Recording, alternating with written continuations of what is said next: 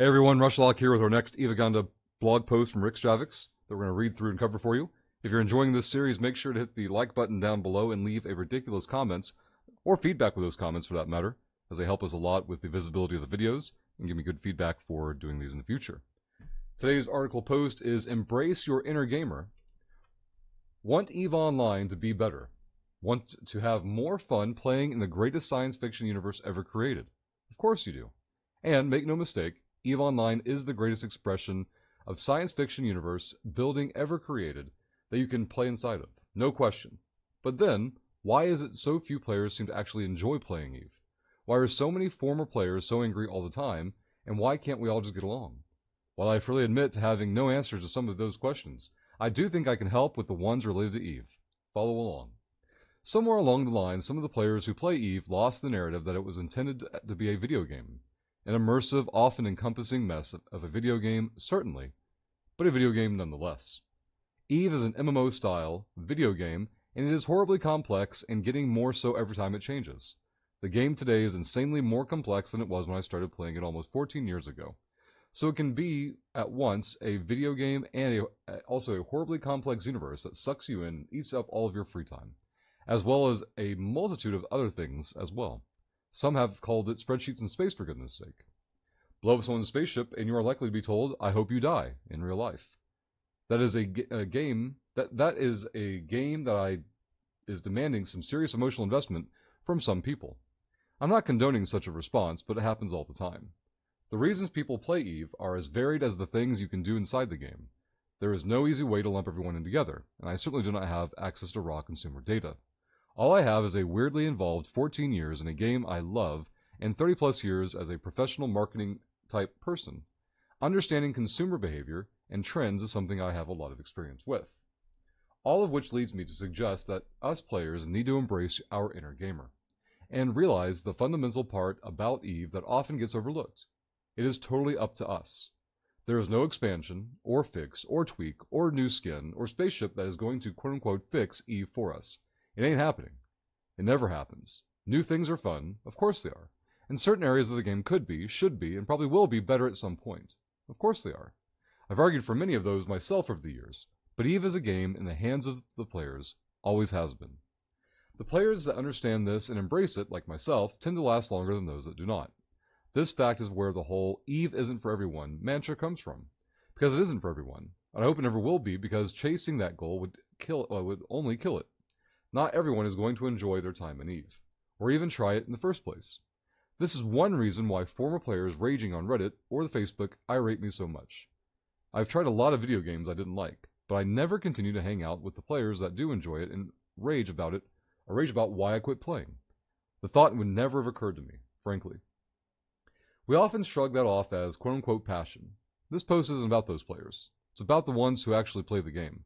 And for them, I have another mantra. It's only pixels. I love this one. I have based my entire EVE career on that basic tenet, and I'd suggest that more players need to do so as well. I hang out in-game with a lot of players, and I meet lots of players at events, on Discord, and in other places. They're all having fun. We all are. And essentially, that fun boils down to understanding the fundamental truth about EVE. It is a video game intended to be fun, so have fun playing it. If you aren't having fun, then change something. Hang out with different people. Try something new that sounds fun. Undock and have an adventure. Challenge yourself in ways you would never try in real life. That is what EVE offers you. A chance to try things in a universe designed by smart people to allow you to try anything you want. EVE is intelligent design personified. And you, no matter who you are, get the amazing opportunity to play in the sandbox they gave us. Enjoy yourself. You'll find that the more you do, the more EVE makes sense. And less angry you become about its flaws. Funny, huh? Embrace your inner gamer and game that sucker. You can do it. So this overlaps a bit with what we tell folks coming into the game, or coming into the stream about being new to the game, and that is, people will come in going, "Hey, what's the best way to make ISK?" Like, well, let me stop you right there. Let's find what you enjoy doing first, then we can worry about, showing you how to make it lucrative.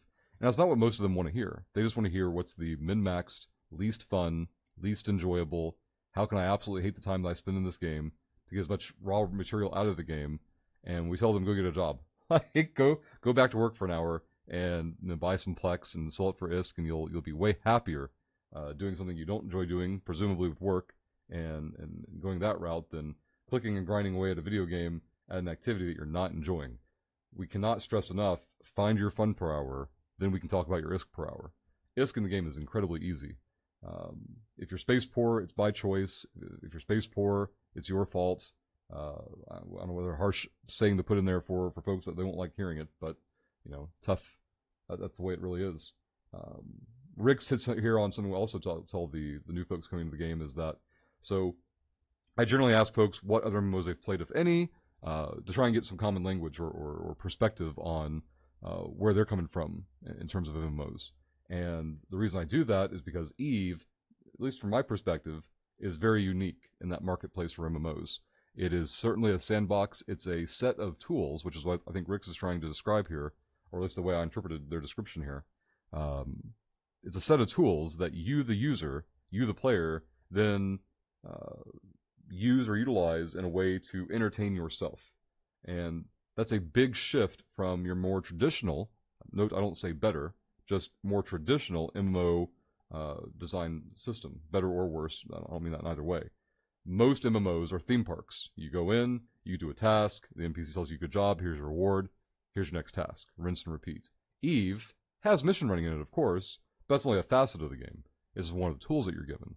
There's a whole wide variety of activities you can get into and choose for yourself what you want to do in the game, and the burden shifts away from the company needing to entertain you, and instead it's you, the player, that needs to find ways to entertain yourself with the tools that are provided.